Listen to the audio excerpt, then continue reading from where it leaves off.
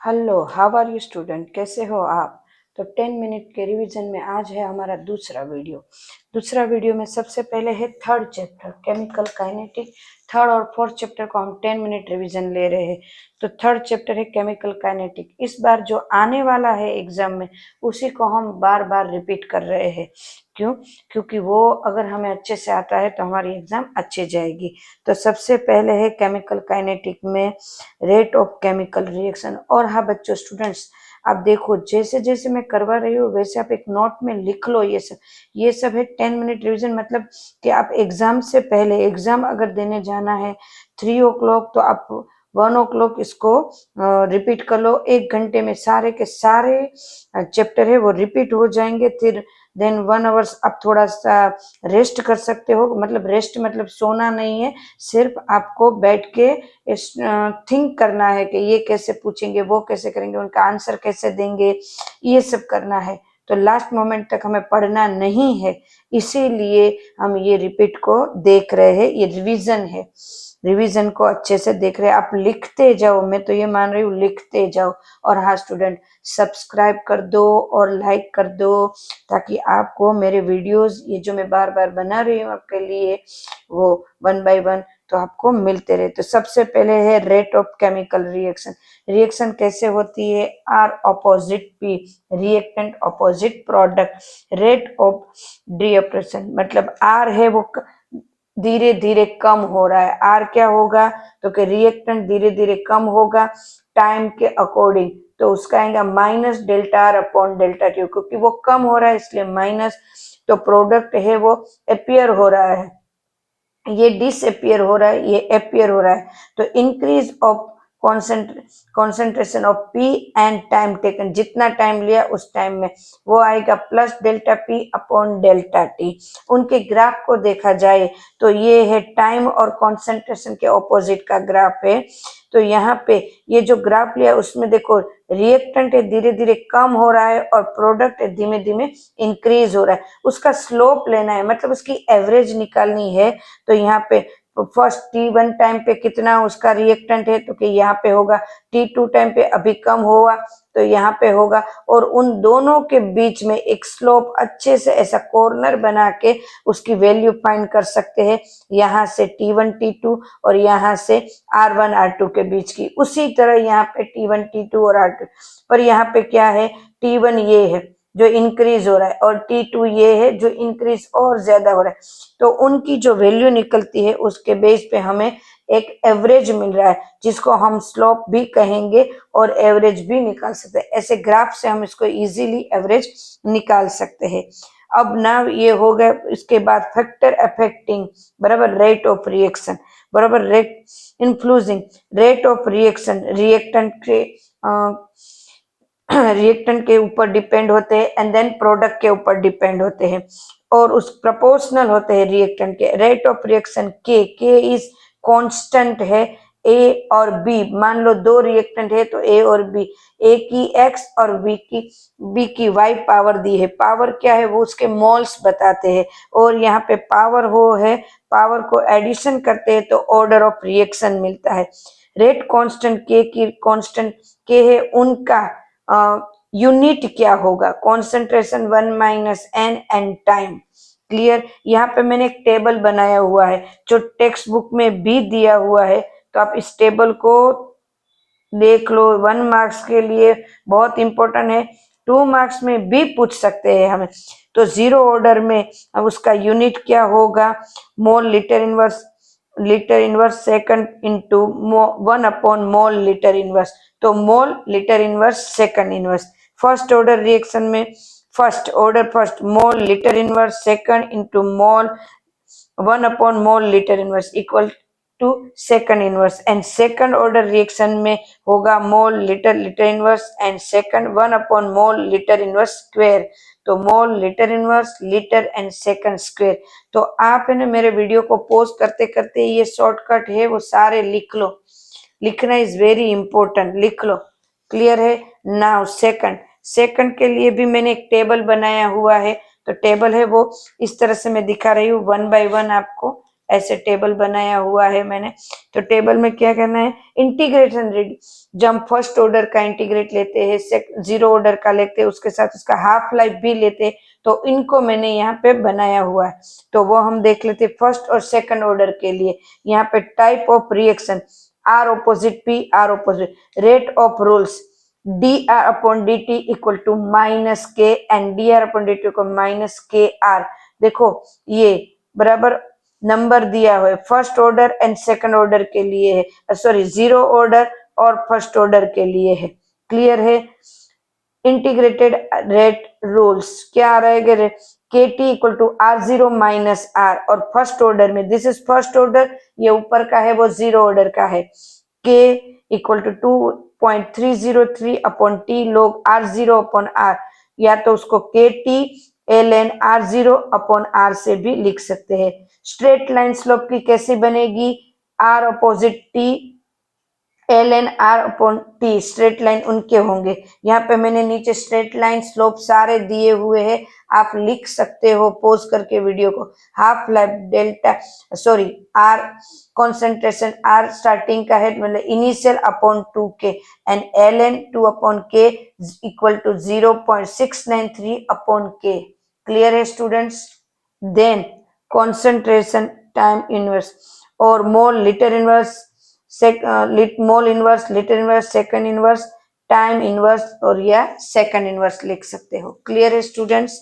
Now zero order reaction, उसका slope, first order का slope and then time के साथ उनका स्लोप बराबर है आर स्लोप। आप ये पूरा का पूरा है ना लिख लो, क्योंकि ये 10 मिनट के लिए बहुत ही इंपॉर्टेंट होगा। क्लियर है स्टूडेंट्स। तो सो नेक्स्ट करते हैं। नेक्स्ट हमारा क्या है, नेक्स्ट है एग्जाम्पल ऑफ सारी रिएक्शन है, रेट रिएक्शन, उनके एग्जाम्पल दिए हुए हैं मैंने। तो कौन कौन से एग्जाम्पल है देख लेते हैं। चलो सबसे पहले, क्लियर है स्टूडेंट्स।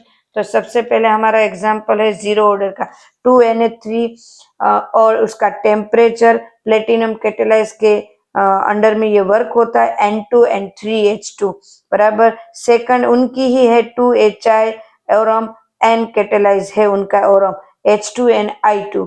फर्स्ट ऑर्डर रिएक्शन के एग्जांपल C2H4 into H2।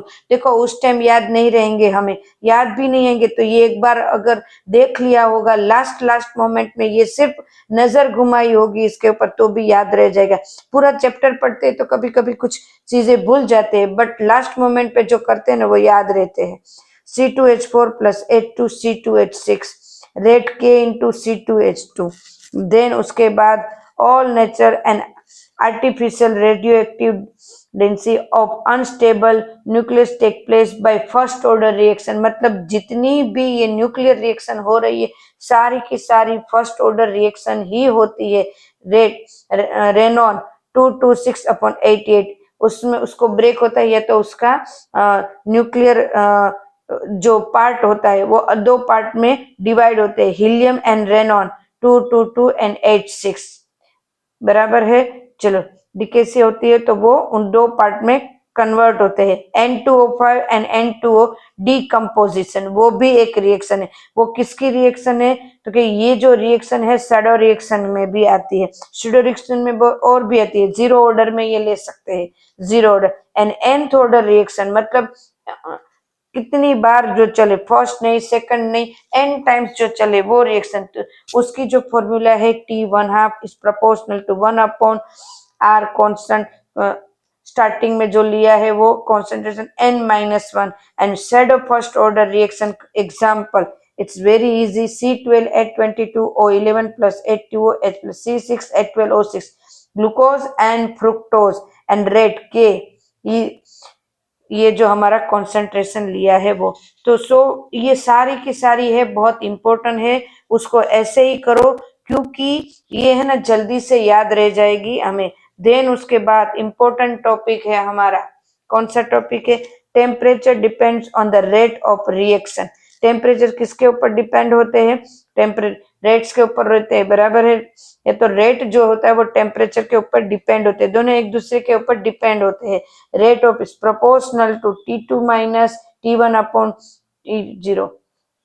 ये okay, K equal to A e raise to minus E upon R T, ये सारी फॉर्मूला है, सिर्फ रट लो, सिर्फ याद कर लो सर इसको, एल एन के बराबर है equal to e minus E A upon R T plus L N A. हमने सब कुछ समझ लिया है, अभी हमें सिर्फ नजर घुमाने के लिए ही सारी मटेरियल चाहिए, तो वो है L N K two upon K one minus E A upon 2.303 R T two minus T one T1 into T2। उनके ग्राफ भी देखो, एल एन के और 1/t के ग्राफ है, ये इंटरसेप्ट होते हैं L N K, and slope equal to minus E A upon R. Then ये जो ग्राफ है हमारे रिएक्शन कोऑर्डिनेट के ग्राफ है, बराबर है। तो इनके ग्राफ में आप देख सकते हो, यहाँ पे जो डिफरेंस होता है डेल्टा एच का डिफरेंस, जो पॉजिटिव से आता है डेल्टा एच करें, ए plus B A2 plus B2 के बीच में रिएक्शन होगी, 2AB होगा और डेल्टा H की वैल्यू प्लस में आएगी। अगर उसको यहाँ से ज्यादा नीचे करें तो डेल्टा H की वैल्यू माइनस में आएगी। इफेक्ट ऑफ कैटेलाइज, हम जानते हैं कैटेलाइज है वो इफेक्ट करता है, कितना इफेक्ट करता है, बहुत ज्यादा इफेक्ट करता है। अगर कैटेलाइज को यूज करते हैं हम तो इजीली रिएक्शन वर्क करती है। क्लियर है स्टूडेंट्स? तो यहाँ रिएक्शन इस तरह से हो रही है, बट कैटेलाइज तो यूज कर रहे तो इतनी एनर्जी कम हो रही, मतलब एनर्जी में गैप आप देख सकते हो, बराबर। ये कैटेलाइज को यूज करते एनर्जी कम हो रही और कैटेलाइज के बिना एनर्जी ज्यादा हो रही है, तो रिएक्शन है वो कैटेलाइज को यूज करते जल्दी हो रही है। जेन क्लोसन थियरी, बराबर। A plus B equal to product, इसकी रेट है Z A B E raise to minus ये अपॉन आर टी, जो इजीली हम फाइंड कर सकते हैं अगर कैलकुलेशन में पूछे तो। बट इस बार क्या पूछने वाले हैं मैंने वैसे भी आपको बताया है, बराबर। ये बहुत इंपॉर्टेंट जो मैंने लिखा है ना, ये आप देखो, ई ए की वैल्यू ई ए डैश से ज्यादा है तो डेल्टा एच पॉजिटिव है और एंडोथर्मिक रिएक्शन है, और ई ए की वैल्यू अगर ई ए से ई ए डैश की वैल्यू ज्यादा है तो डेल्टा एच नेगेटिव है एंड एक्सोथर्मिक रिएक्शन है। क्लियर है? डेल्टा एच पॉजिटिव क्या, कब डेल्टा एच पॉजिटिव है तो डेल्टा एच ग्रेटर देन 0 होगा तो एंडोथर्मिक है, और डेल्टा एच नेगेटिव कब है तो कि वो एक्सोथर्मिक रिएक्शन होगा। तो यहाँ पे मैंने सारा का सारा ये बहुत ही इंपॉर्टेंट लिखा है, और ये सारी मैंने जो बात बताई ना वो 1 मार्क्स के लिए भी बहुत ही इंपॉर्टेंट है, बराबर है। क्लियर है स्टूडेंट्स? यहाँ इसको आप अच्छे से नोट करके रखो, ये जो मैंने करा ना, बताया ना इसको, क्योंकि ये बहुत ही इंपॉर्टेंट है 1 मार्क्स के लिए। देन अब आते हैं फोर्थ चैप्टर के ऊपर। फोर्थ चैप्टर हमारा है डी और एफ ब्लॉक। कितने सारे स्टूडेंट इस चैप्टर को है ना निकाल देते, या तो उसको है ना ऑप्शन में निकल जाता है। अभी जो पेपर स्कीम आई है उसके बेस पे ऑप्शन में हम निकाल सकते हैं, तो ये चैप्टर ऑप्शन में निकल सकता है, बट फिर भी हमें थोड़ा बहुत तो करना है। मान लो कुछ आया एग्जाम में तो हमें पता होना चाहिए। डी ब्लॉक को क्या बोलते हैं? डी ब्लॉक को ट्रांजिशन मेटल। ट्रांजिशन मेटल उसको इसलिए बोलते हैं क्योंकि उसमें डी ऑर्बिटल्स में इलेक्ट्रॉन होते हैं, बट जिंक Zn जो है उसमें डी ऑर्बिटल कंप्लीट होती है, जिसमें कंप्लीट होती है उसको ट्रांजिशन मेटल नहीं बोलते। तो ये यहाँ पे लिखा हुआ है D orbital is not fulfilled so is not is transition metal, transition metal नहीं है। तो हमारे पास है डी और एफ ब्लॉक। यहाँ पे मैंने जो लिखा है, जो मैंने बोली वही लिखा है, 3D 4D 5D, ये डी ऑर्बिटल से, और 4f और 5f है। कहाँ से स्टार्ट हो रही है? सीरियम से जिंक तक, यट्रियम से कैडमियम तक, टैलेंट से मर्क्यूरी तक, सीरियम से लुथेरियम तक, और थोरियम से लार्सेनियम तक। क्लियर है? सारी की सारी यहाँ पे लिखी हुई है। इसको लेंथेनाइट, 4f को लेंथेनाइट और 5th f तो एक्टिनाइट सीरीज बोलते हैं। मेल्टिंग पॉइंट की बात करें ओके, उसकी पहले कॉन्फ़िगरेशन हमें पता होनी चाहिए। डी और एफ दोनों की कॉन्फ़िगरेशन, कॉमन कॉन्फ़िगरेशन पता होनी चाहिए। मेल्टिंग पॉइंट जो है तो 3D का कम होगा, उससे ज्यादा 4D, एंड देन उसके बाद 5D का होगा। क्लियर है?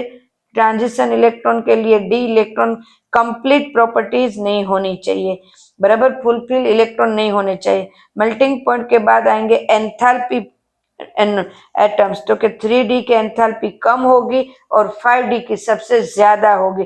4D मिडल में रहेगा। ऑक्सीडेशन स्टेट की वैल्यू बात करें तो ऑक्सीडेशन स्टेट के ऊपर से कितने सारे एग्जाम्पल पूछ सकते हैं या तो क्वेश्चन हो सकते हैं। तो हमें ये टेबल पूरा का पूरा कर लेना है। सबकी कौन सी ऑक्सीडेशन वैल्यू एकदम से स्टेबल है वो भी देख लेनी है और पूरा का पूरा टेबल करना है। Mn सबसे ज्यादा +7 तक ही बताता है और कॉपर है +4 तक, पर +1 एंड +2 दोनों उनके लिए बहुत ही इंपॉर्टेंट है, दोनों में स्टेबल है। जिंक सिर्फ +2 वहीं पे स्टेबल है। अब याद रखना है कौन सी स्टेबल, जैसे हम बोलेंगे उसी तरह से पता चल गया। स्केडियम +3, Zn +2, कॉपर +1 +2, तो वो उनकी मतलब बोले कि स्टेबल उनकी ऑक्सीडेशन वैल्यू। निकल +2 बराबर है कोबाल्ट +3, Fe +2 +3, तो ये इनकी सबसे कॉमन कॉन्फ़िगरेशन होती है। तो इनको याद रखना है, पूरा टेबल हमें लिख लेना है, पर स्टेबल कॉन्फ़िग जो है उनकी ऑक्सीडेशन वैल्यू वो तो हमें याद रहनी चाहिए। फिर उसके बाद है magnetic property. Diamagnetic, all electron have pair. अब डायमैग्नेटिक किसको कहते हैं? इलेक्ट्रॉन पेयर सारी कंप्लीट है। तो पैरामैग्नेटिक, एक भी अनपेड इलेक्ट्रॉन है तो उसको पैरामैग्नेटिक कहेंगे। म्यू की वैल्यू एंड देन उसका 1 मार्क्स में पूछ सकते कि उसका यूनिट क्या है। बोहर मैग्नेटिज्म, बोहर ने दिया है। कलर आयन की बात करें तो डी ऑर्बिटल्स इसलिए कलर दिखाते हैं क्योंकि उसमें हाफ इलेक्ट्रॉन होते हैं और हाफ इलेक्ट्रॉन एनर्जी लेके अपर लेवल में जाते, देन वो वापस अपने ग्राउंड स्टेट में वापस आते, इसीलिए वो कलर जितनी एनर्जी उन्होंने ली होगी वो वेवलेंथ के थ्रू वो इसको रिलीज करते, इसीलिए वो कलर सॉल्यूशन या कलर आयन बनते हैं। क्लियर है? उसी तरह जो मैंने रीजन दिया उसी रीजन से वो कैटेलाइज के बेस पे भी वर्क करता है ट्रांजिशन मेटल, क्योंकि उसकी ऑक्सीडेशन वैल्यू अलग अलग है तो वो कैटेलाइज के बेस पे अच्छी तरह से स्टेबल रहता है वहां पे और वहां पे वर्क करता है। क्लियर है? इंटरसेप्टिव कंपाउंड मतलब वो कंपाउंड कौन से होते हैं जो मान लो बड़े बड़े कंपाउंड है जो उनके जो साइज है वो बड़ी है, पर उनकी साइज जब ऐसे एक साथ रखते हैं बीच में ऐसे, तो उनके बीच में थोड़ी सी ये प्लेस हो जाती है, वहां छोटे छोटे ऐसे कोई एलिमेंट है बराबर, वो यहाँ पे एटम्स आ जाते हैं, उनके एलिमेंट्स के एटम आ जाते हैं, जिनके हाइड्रोजन एलिमेंट का atom, carbon atom, nitrogen atom, जिनका साइज बहुत छोटा है, तो वो जो एपी है, सोडियम है, जो जिनके एटम की साइज बहुत ज्यादा बड़ी होती है, तो उनका जो एक दूसरे के साथ फिक्स करके जो बैठे हुए हैं तो उनके बीच में थोड़ा सा जगह होती है, प्लेस होता है, वैकेंट होती है, तो वहां पे ये छोटे एटम से वो आ जाते, तो उनको बोलते हैं इंटरसेप्टेड कंपाउंड। क्लियर है स्टूडेंट्स? उसके बाद अगर हम जाए तो उसके बाद हमारा है ये inside the crystallites of metals. Metals के बारे में दिया है, उनकी कुछ प्रॉपर्टीज दी है, तो उनकी प्रॉपर्टीज है कि कॉमन प्रॉपर्टीज हमें याद रखनी। देखो कॉमन सारे डी और एफ ब्लॉक की कॉमन प्रॉपर्टीज याद रखनी है, कॉमन एंथैल्पीज याद रखनी है, ये ऑक्सीडेशन वैल्यू याद रखनी है, ये कॉमन बातें याद रखनी है ताकि 2 और 3 मार्क्स में पूछे तो कॉमन 4-5 हम ऐसे टॉपिक ऐसे 4-5 पॉइंट दे सकते हैं। तो उसका हाई मेल्टिंग पॉइंट होता है बराबर है, प्योर मेटल में जाने के लिए उसको बहुत ज्यादा हीट करना पड़ता है, वो हार्ड होते हैं, सम ऐसे बोर्ड भी होते हैं, और जो डायमैग्नेट होते हैं, डायमैग्नेटिज्म होते हैं उनमें, जिनमें वो हार्डनेस उसकी ज्यादा होती है। मेटालिक वो कंडक्टिविटी बताता है, मतलब दोनों टाइप की कंडक्टिविटी बताता है, बट वो सबसे ज्यादा मैग्नेटिक कंडक्टिविटी ज्यादा दिखाएगा। क्लियर है? और केमिकल इनर्ट भी होते हैं। क्लियर है? ओके, ट्रांजिशन में कौन कौन से सॉल्यूशन बनेंगे? K2Cr2O7 उसका colour orange, K2Cr2O4 yellow colour, KMnO4 purple colour, K2MnO4 green colour, और उनके कुछ स्ट्रक्चर दिए हुए हैं मैंने जो आपको ड्रॉ करके याद रखने ही है। 1-2 मार्क्स में से स्ट्रक्चर पूछ सकते हैं, और मैं बोल रही हूँ अभी भी बोल रही हूँ IMP टॉपिक ये है इनमें कि इनकी कॉमन जो प्रॉपर्टीज है वो याद रखनी है, जैसे कि एंथैल्पी में क्या चेंज होता है डी और एफ ब्लॉक में, वो हमें 4-5 कॉमन लिख के रख देनी है, जैसे मैंने यहाँ पे ये सब लिखी हुई है वैसे आप भी उसमें लिख दो मेरे बताई हुई। तो ये सब है। उसकी कॉमन कॉन्फ़िगरेशन, इलेक्ट्रॉन कॉन्फ़िगरेशन पता होनी चाहिए, ये सब लिख देनी है मैंने जो बताया है। नाउ लेंथेनाइड सीरीज के बारे में। लेंथेनाइड H प्लस के साथ मतलब एसिड के साथ वर्क करता है तो H2 बनाता है, हेलोजन के साथ LnX3, H2A के साथ LnOH ट्राइस H2। ये बहुत ही शॉर्टकट है स्टूडेंट्स। कार्बन के साथ बहुत हाई टेम्परेचर में कार्बाइड बनाता है, नाइट्रोजन के साथ नाइट्राइड बनाता है, सल्फर के साथ सल्फाइड एंड ऑक्सीजन के साथ ऑक्साइड बनाता है। उसकी कॉमन कॉन्फ़िगरेशन मैंने यहाँ पे बताई, आगे मैंने डी ब्लॉक की भी बताई थी, यहाँ पे इसकी कॉमन बताई है। Lanthanide symbols, lanthanide present in symbol, बराबर है। लेंथेनाइड सीरीज को एलन कहते हैं। Stable oxidation state +3, overall common +3 है। लेंथेनाइड एंड ल्यूटेरियम आर कलरलेस, वो दोनों कलरलेस है, बाकी सारे के सारे कलर्ड है, क्लियर है, और पैरामैग्नेटिज्म दिखाते हैं, बराबर है। चलो न्यूनियम है वो नियोडियम है वो डायमैग्नेटिज्म दिखाते हैं। लेंथेनाइड यूजेस, लेंथेनाइड के यूजेस क्या है, और डी और एफ ब्लैक के यूजेस, बहुत ही इंपॉर्टेंट टॉपिक है, बराबर है। तो ये है मिक्स मेटल में बनते हैं, पाइप बनते हैं, पेटल्स बनते हैं, स्टील्स बनते हैं, गन रिवॉल्वर में इसको यूज होता है अलग अलग पार्ट के लिए, पर फिर लाइटर, टीवी स्क्रीन में कितनी सारी जगह पे इसको यूज होता है। मैंने 4-5 तो ऐसे ही बताए, तो 2-3 मार्क्स में अगर पूछे तो आप इसको डिस्क्राइब करके लिख सकते हो। मैंने यहाँ शॉर्ट में बता दिया क्योंकि हम शॉर्ट कर रहे हैं अभी। डी और एफ ब्लॉक को TiU uses MnO2 dry cell में, V2O5 H2SO4 में, TiCl4 AlCH3 में, Ziegler Natta catalyse Na3 PdCl2 AgBr photography में, कितनी सारी जगह पे इसको यूज होते हैं। मैंने सिर्फ ऊपर ऊपर से बता दिए हैं, आप इसको एक बार नजर कर लोगे तो वहां एग्जाम में लिखना भी आपको आ जाएगा। तो स्टूडेंट्स आज के लिए ये 2 चैप्टर में इतना, बस हमारा ऑलमोस्ट रिवीजन हो गया। ये 2 चैप्टर का नजर घुमाओ रिवीजन वाला ये, बराबर है। नेक्स्ट वीडियो में हम आगे 2 चैप्टर को लेंगे। Clear students, good bye, take care.